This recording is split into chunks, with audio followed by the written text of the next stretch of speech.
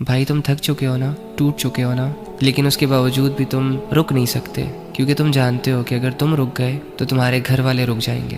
تم پر جن لوگوں کی ذمہ داری ہے ان کی زندگی ڈسٹرب ہو جائے گی۔ تم اپنا نہیں سوچتے، تم اپنے بارے میں چاہ کر بھی کچھ نہیں سوچ سکتے، کیونکہ تم ایک ذمہ دار مرد ہو۔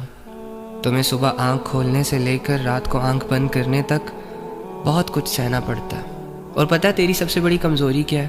کہ جن لوگوں کے لیے تو جی رہا ہے نا، جن لوگوں کے لیے تو رات سے دن ایک کر کے محنت کر رہا ہے، تھکا رہا ہے خود کو، جب وہی لوگ تجھے نہیں سمجھتے، یعنی تیرے گھر کے لوگ، تیرے خونی رشتے، جب تجھے اپریشیٹ کرنے کے بجائے، تجھے حوصلہ اور ہمت دینے کے بجائے گیلے شکووں پر اتر آتے ہیں، تو یہ درد تجھ سے برداشت نہیں ہوتا۔ بظاہر تو دنیا سے لڑنے کی طاقت رکھتا ہے، باہر کی دنیا میں اگر 10 بندے بھی بھیڑ گئے نا تجھ سے تو ہینڈل کر لے گا، لیکن گھر کے ایک فرد نے اگر تیری عزت پر انگلی اٹھا دی، تجھے سمجھنے میں غلطی کر دی، تو تیرا حوصلہ ٹوٹ جائے گا۔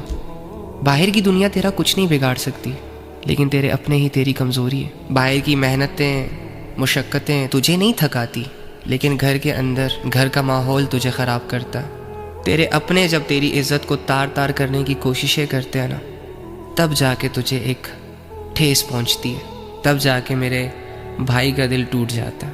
اور اتنا مضبوط انسان جو بڑی بڑی بلاؤں کے کلیجے نکال کے چبا جائے، اپنے آپ کو ہارا ہوا سمجھتا ہے۔ لیکن بھائی تجھے ایک بات بتاؤں، جب تیرے اپنے تیرے خلاف کھڑے ہوتے ہیں نا، تبھی تو جا کر تیری عقل روشن ہوتی ہے۔ جن پر تو بھروسے کر رہا ہوتا ہے اور جن کے لیے تو زندگی گزار رہا ہوتا ہے، جن سے تو نے یہ ایکسپیکٹیشنز لگائی ہوتی ہیں کہ یار یہ لوگ تو کم سے کم مجھے سمجھیں، جب وہی لوگ تجھے ہرٹ کرتے، تجھے نہیں سمجھتے، تبھی جا کے تیری عقل روشن ہوتی ہے۔ تیرے دل کو جو چوٹ لگتی ہے نا ان کے بیہیویئر سے، وہ درد تجھے اللہ سے ملاتی ہے۔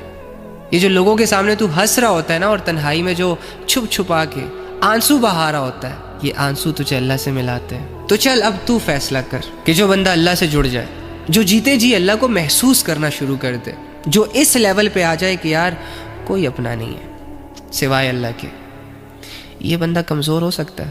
کبھی نہیں۔ تو جیت چکا ہے میری جان، تو ہارا ہوا شخص نہیں ہے، تو جیتا ہوا شخص ہے۔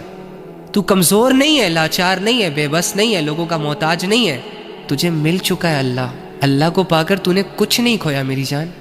خوش رہ، ہمت سے کام لے، تو ہمت والا ہے، تجھے کوئی ضرورت نہیں ہے لوگوں کی باتوں کی۔